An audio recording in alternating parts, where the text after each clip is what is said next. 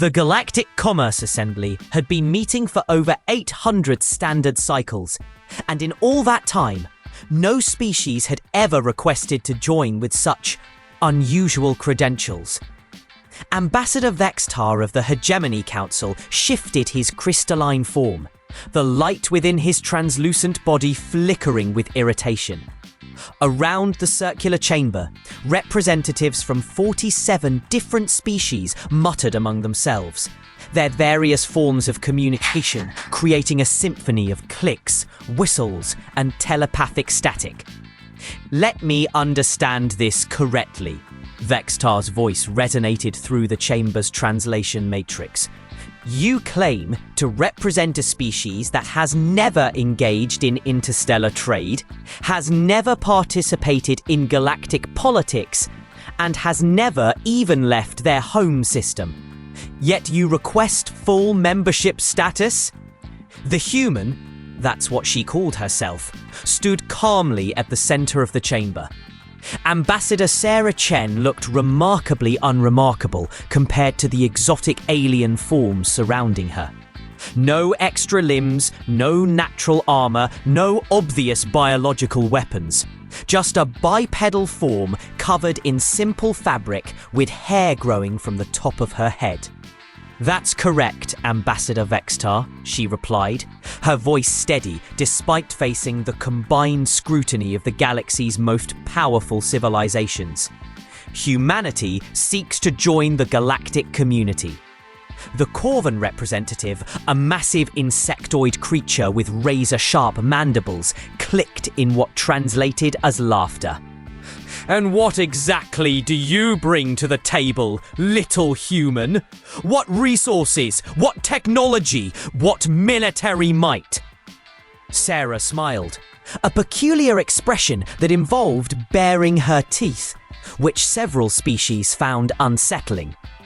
"We bring ourselves." The chamber erupted in what could charitably be called diplomatic chaos. The Zephyrian delegation's tentacles writhed with amusement, while the Draconian Empire's representative actually roared with laughter, his scales shifting to a mocking shade of gold. "Themselves!" bellowed General Thraktos of the Draconians, his massive form shaking the floor. "A species that has never left their own star system thinks they can contribute to galactic civilization by bringing themselves?" Vextar raised one crystalline appendage for silence. "Ambassador Chen, I must ask what makes your species believe they are ready for galactic membership? The galaxy can be a dangerous place. Trade wars, resource conflicts, territorial disputes. These are matters that require strength, cunning, and resources. What do humans possess that would make them valuable allies rather than simply prey?" Sarah's expression didn't change. "We are excellent learners." More laughter rippled through the chamber. The Hegemony had conquered dozens of star systems. The Corvan Collective had built trade networks spanning half the galaxy. The Zephyrians had developed biotechnology that could reshape entire planets. And this human spoke of learning. "Very well," Vextar decided, his form flickering with what might have been pity. "The Assembly will consider your request. However, as per galactic law, any species seeking membership must first demonstrate their capabilities through the trial of worthiness." The chamber fell silent. Even the most optimistic species had to admit that the trial was challenging. "The trial," Vextar continued, "consists of 3 tests. First, you must demonstrate economic value by establishing profitable trade with at least 5 member species. Second, you must prove diplomatic skills by mediating a conflict between 2 hostile parties. Third, you must show military capability by defending a colony from raiders." Sarah nodded. "We accept." The Corvan representative's mandibles clicked with what might have been concern. "Human, you should know the trial has a 73% failure rate. Many species who fail do not survive the experience. We understand the risks, Sarah replied. When do we begin? If you're enjoying this story of humanity's first steps into galactic politics, hit that subscribe button. We've got more HFY adventures coming your way. 3 standard months later, the Assembly reconvened to observe the humans' progress. The reports were confusing. I don't understand it, muttered Trade Minister Zell Khan of the Merchant Guild, his 6 arms gesturing frantically at the data displays. The humans have established trade agreements with 12 different species, not the required 5. But they're not trading resources or technology. What are they trading? Asked Vextar, his crystalline form pulsing with curiosity. Stories. The chamber fell silent. Stories? Repeated the Corvan representative. Narratives, entertainment, art, music, literature. Zelkan's arms continued their agitated dance. They've created an entire economy based on imagination. General Fractos leaned forward, his massive form casting shadows across the chamber. That's impossible. How can fictional narratives have economic value? The answer came from an unexpected source. Because, said Ambassador Yithara of the Contemplative Order, her gaseous form shimmering with rare emotion, their stories are addictive. The Assembly stared at her. The Contemplative Order never showed emotion. They were the galaxy's philosophers, meditators, and deep thinkers. They had evolved beyond such primitive concepts as entertainment. I may have sampled some of their narratives, Yithara admitted, her form flickering with what might have been embarrassment.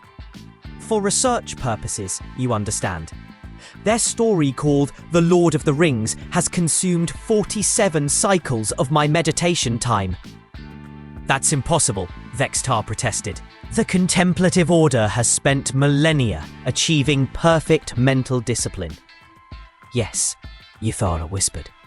And in 3 months, the humans have undone centuries of our training with tales of small creatures defeating impossible odds through friendship and determination.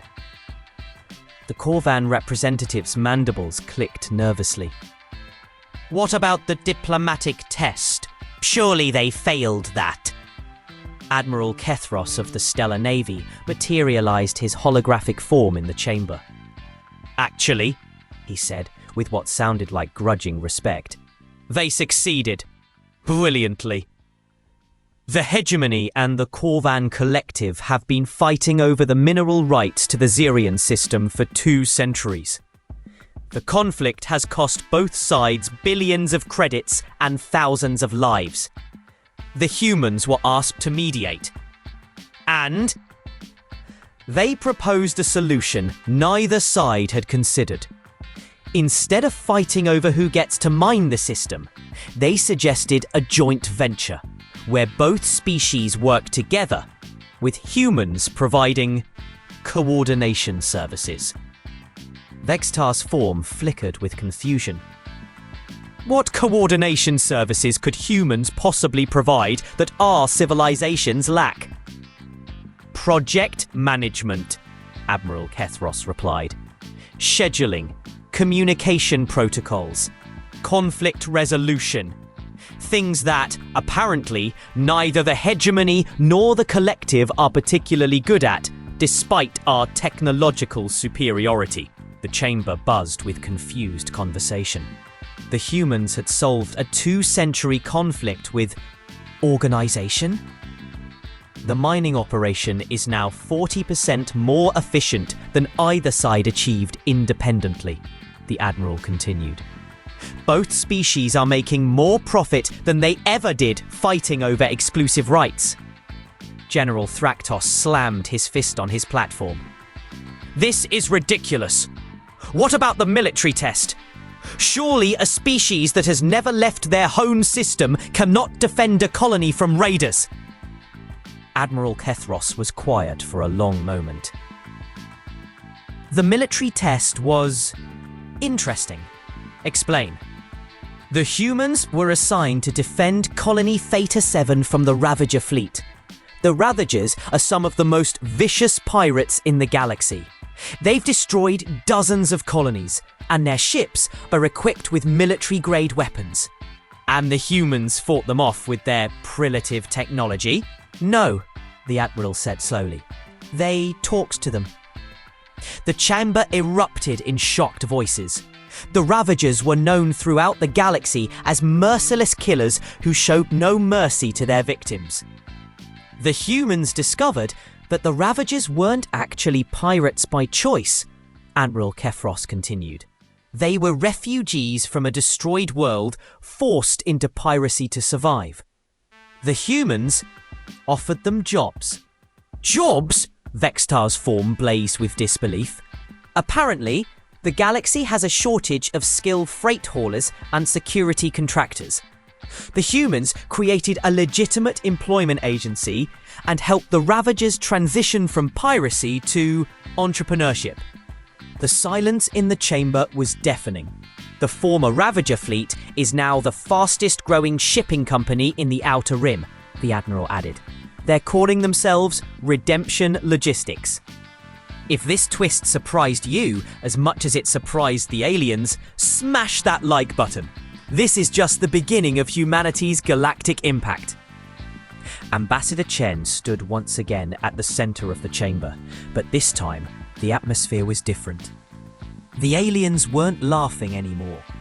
They were studying her with the intensity of scientists examining a new and potentially dangerous species.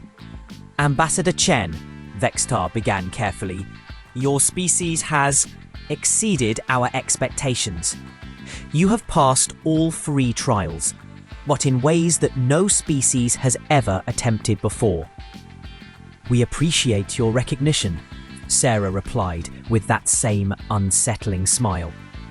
However, General Fractos interjected, the Assembly has concerns. Your methods are unusual. Some might say manipulative. Sarah's expression didn't change. We prefer to think of them as creative. You have weaponized entertainment, accused the Corvan representative.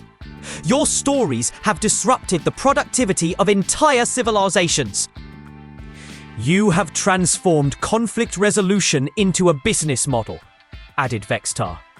And you have converted criminals into entrepreneurs. These are not the actions of a simple, primitive species.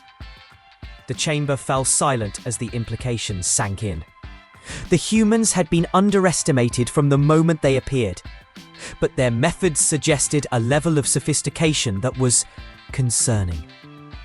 Tell me, Ambassador, Vextar said slowly, how long has your species been aware of galactic civilization?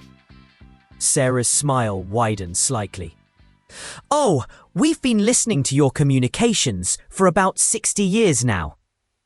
We've been studying your languages, your cultures, your economic systems, your military tactics, everything.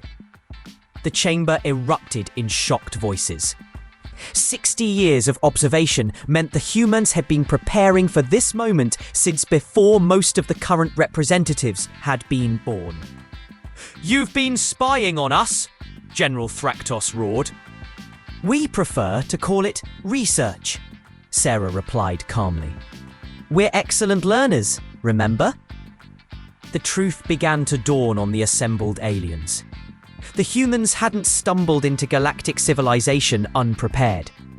They had spent decades analyzing every species, every government, every culture. They had identified weaknesses, opportunities, and needs that the galaxy's inhabitants didn't even know they had. Your trade strategy, Vextar said slowly, wasn't random. You specifically created entertainment that would appeal to each species' psychological vulnerabilities. We created stories that we thought you would enjoy, Sarah corrected.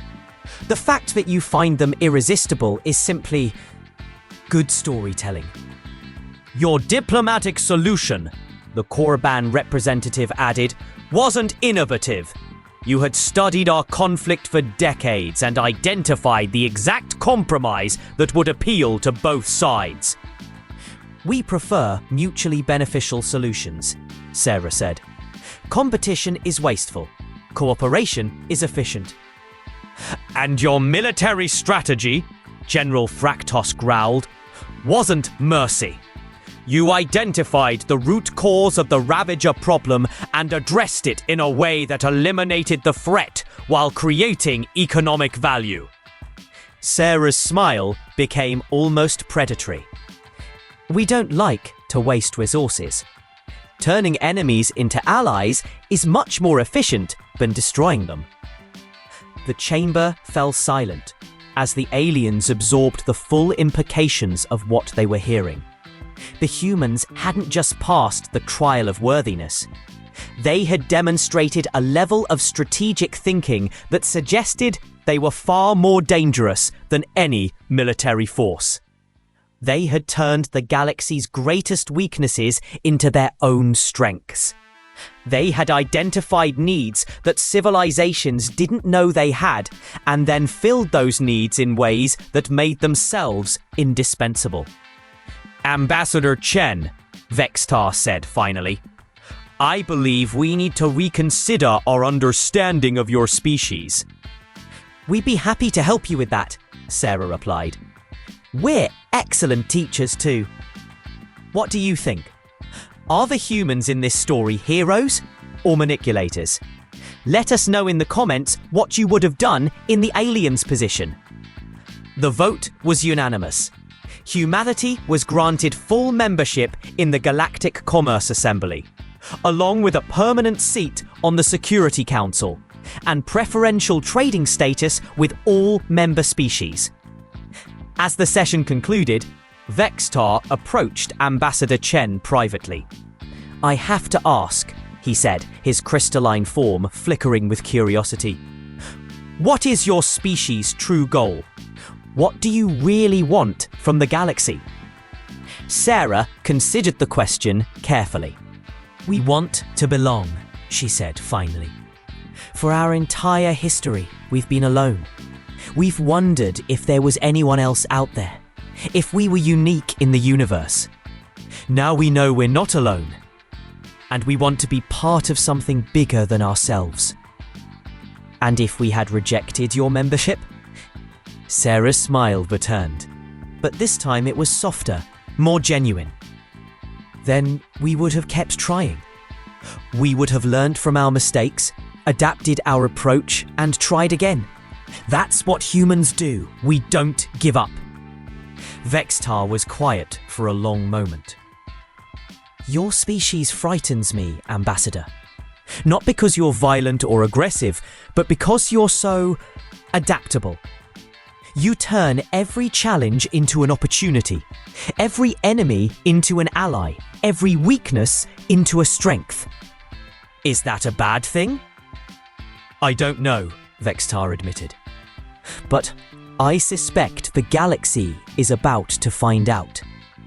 As Ambassador Chen prepared to leave the chamber, she paused at the threshold. Ambassador Vextar, there's something else you should know about humans. What's that? We're very good at keeping secrets. The galaxy thinks this is humanity's first contact with alien civilization. She paused, her smile becoming mysterious. But we've been having quiet conversations with individual species for years. Trade agreements, cultural exchanges, mutual defense pacts. We've been building relationships with one species at a time. Vextar's form blazed with shock. How many species? Enough, Sarah replied. We told you we were excellent learners. We learned that the galaxy responds better to gradual integration than sudden appearances. So we've been gradually integrating, one species at a time, until we were ready for this moment. The implications hit Vextar like a physical blow. The humans hadn't just been observing galactic civilization. They had been quietly infiltrating it, building a network of relationships and dependencies that would make them impossible to remove. Welcome to the galactic community, Ambassador Vextar, Sarah said as she walked away. We're very glad to finally meet you officially." As the chamber emptied, Vexstar stood alone, pondering the future of galactic civilization. The humans had just demonstrated that they were the galaxy's most dangerous species, not because they were violent, clever, and utterly determined to succeed. The quiet ones, it seemed, had been the most dangerous ones all along. And now they were no longer quiet. The galaxy would never be the same.